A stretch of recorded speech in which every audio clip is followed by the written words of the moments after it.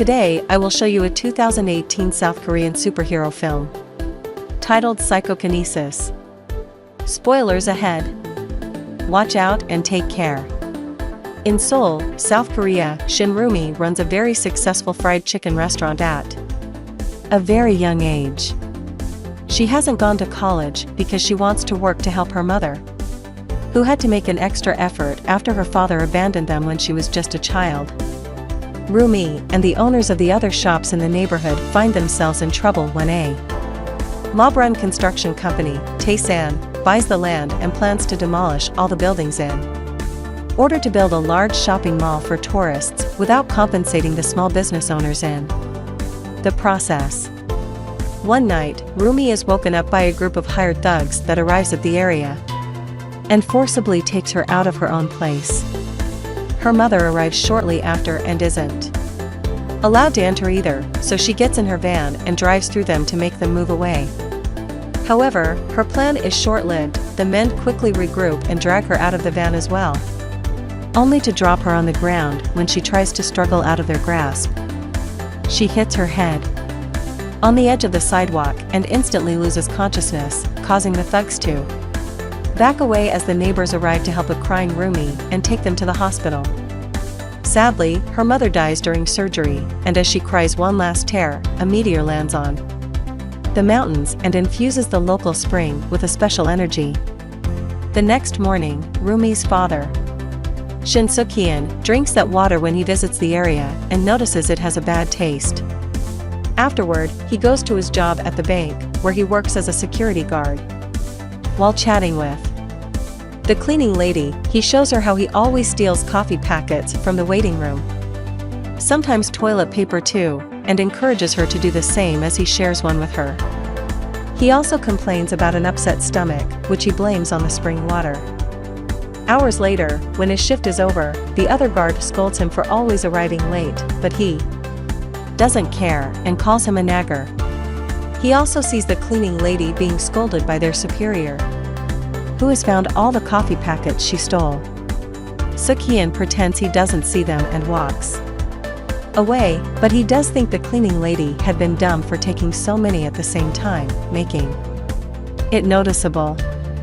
Later in the evening, he is having a snack at a small market when his stomach starts hurting rather badly. As he agonizes on top of the table, various objects around him start moving on their own, and suddenly, all the tables and chairs around him move back as if they had been pushed. At least the pain is gone now, but Suk-hyun doesn't have much time to enjoy his newfound relief. The shop owner isn't happy with what he's done with his table, so he kicks him out. Moments later, Suk-hyun gets back to his very dirty and small apartment and lies down on the mattress as he puts a cigarette in his mouth. When he reaches out to grab the lighter, it flies directly to his hand, which freaks him out a little.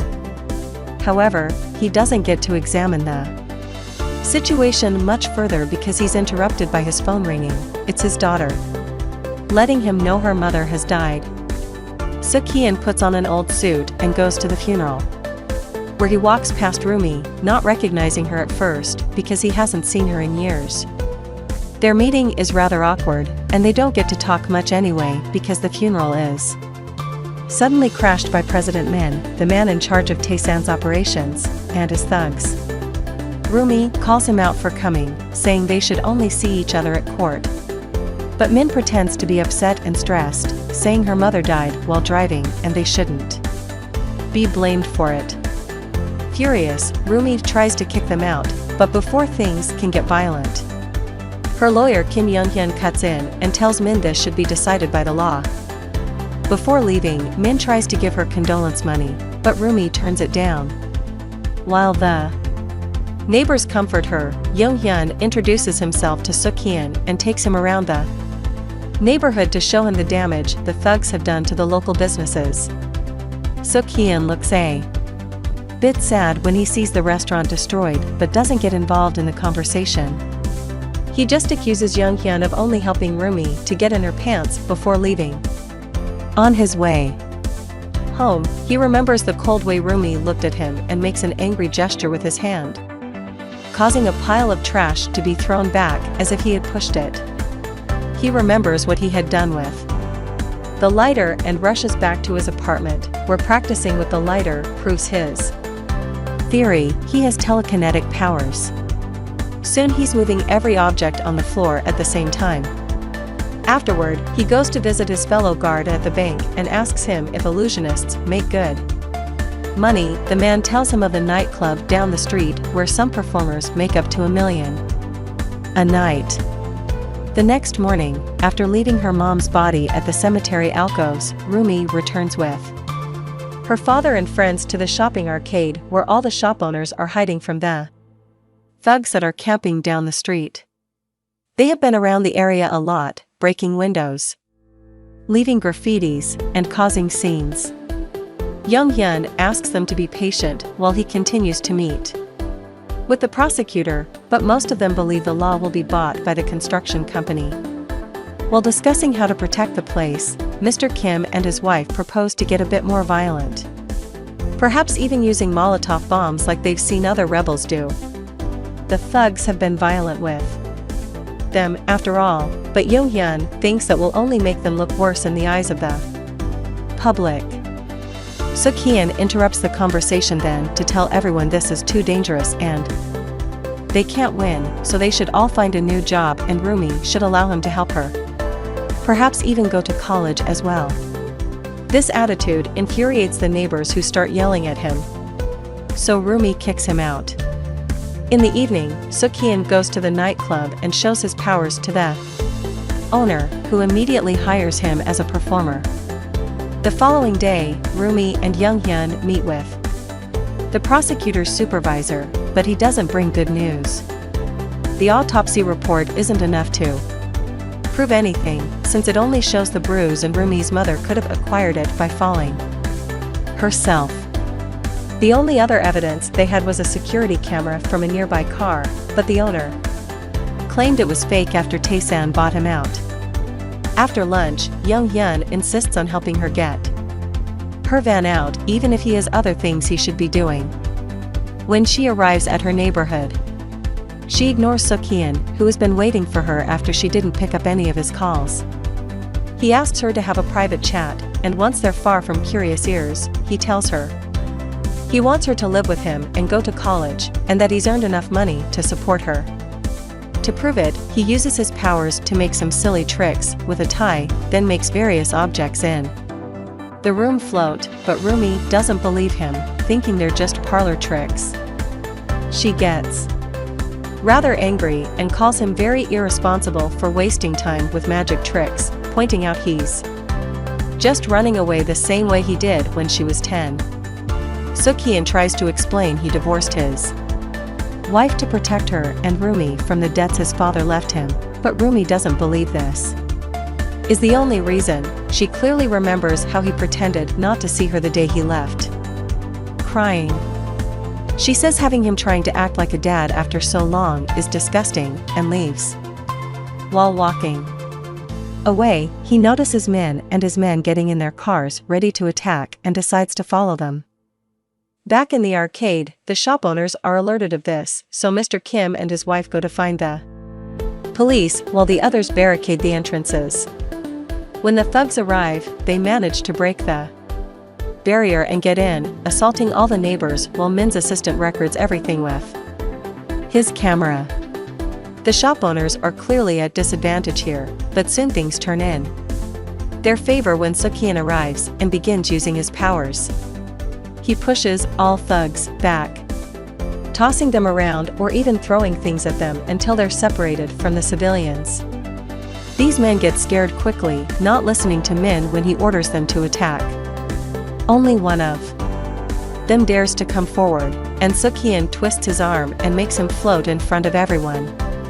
Mr. Kim returns with the police then, and everyone is taken to the precinct, where both sides start arguing and blaming each other for what happened.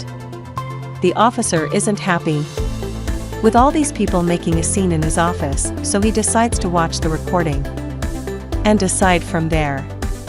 The video shows Suk-hyun using his powers, so of course the cop thinks it's all a performance. Without any proper evidence to arrest anyone, he sends them all away.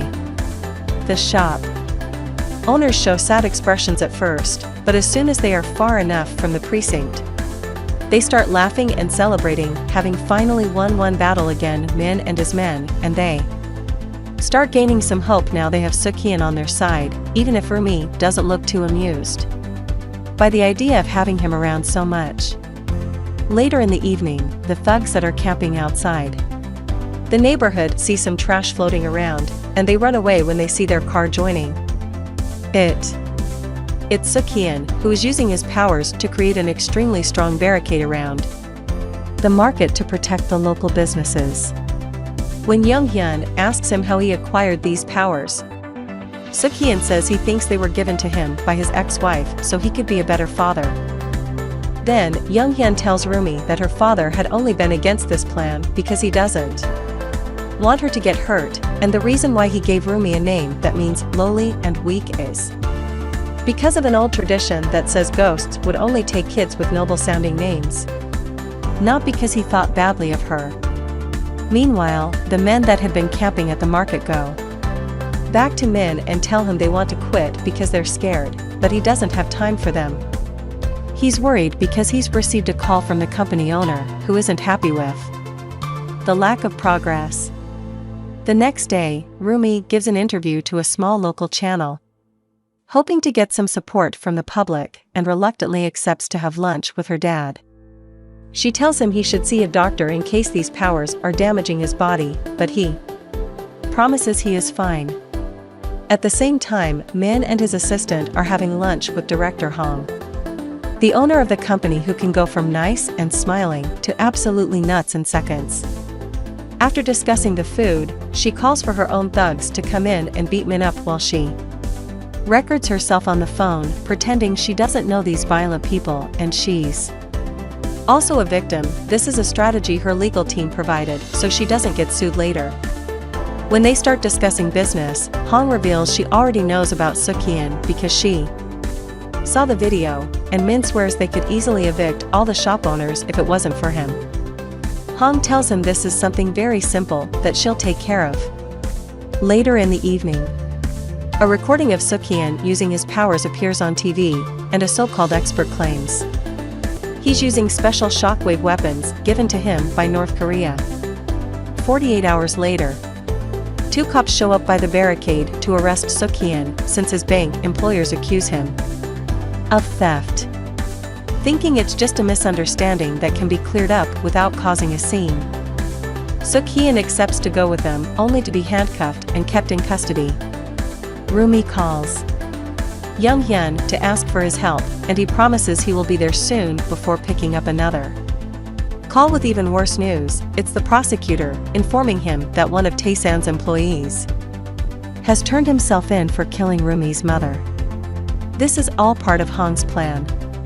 They've paid off one of their men that was desperate for money to quickly close the murder case. Then she's ordered Min to close his company and start another under a different name and draw up a new contract to legally demolish the local businesses. Hong uses her connections to gain support from the police.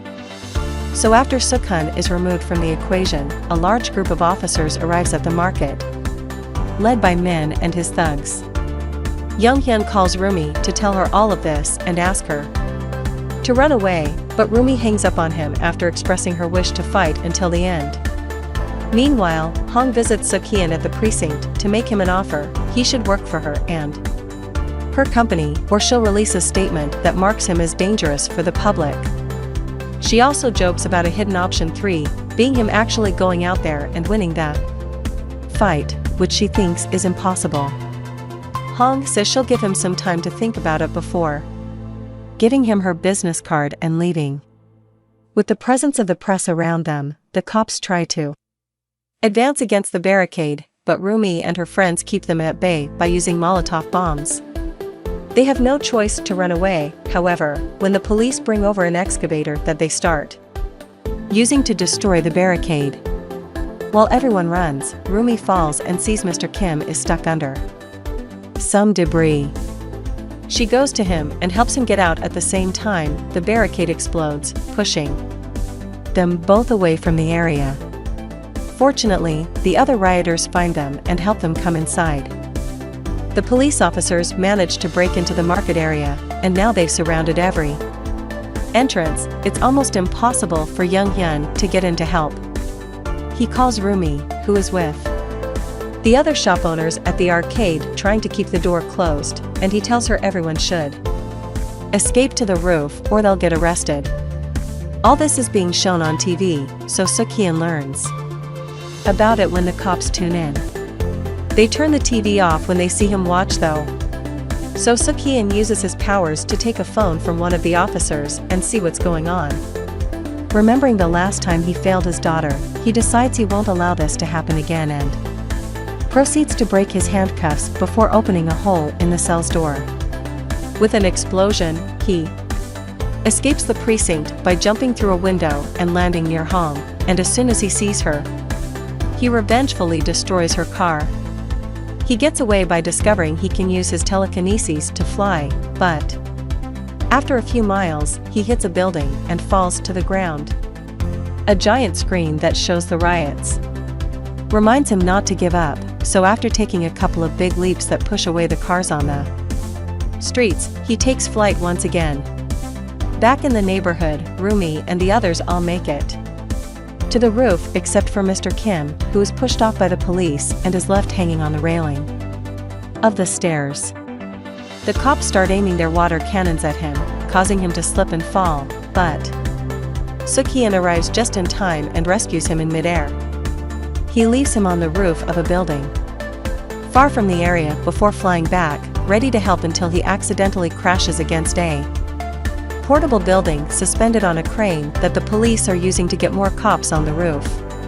Seok-hyun bounces off this box and enters the building through a window to find himself surrounded by more officers, who attack him with a fire extinguisher to blurry his vision. A pile of cops jumps on Seok-hyun and keeps him on the ground, but this is still not enough, and his powers easily push them away. Using some furniture to destroy the windows, he flies away, ready for more action. In the meantime, Yeon has managed to reach the roof of a nearby building, and he puts down a staircase between both roofs so that his friends can cross over.